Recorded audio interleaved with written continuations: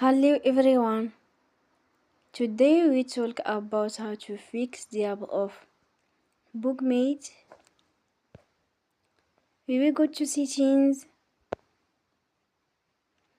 then we click on apps. After that you will search the app Bookmate and then we click. They will on for stop. After that you will go to storage. Then we click on clear cache. In the end, turn off your phone and you will recharge your phone again. Don't forget to support us by like and subscribe. See you next time and thank you for watching.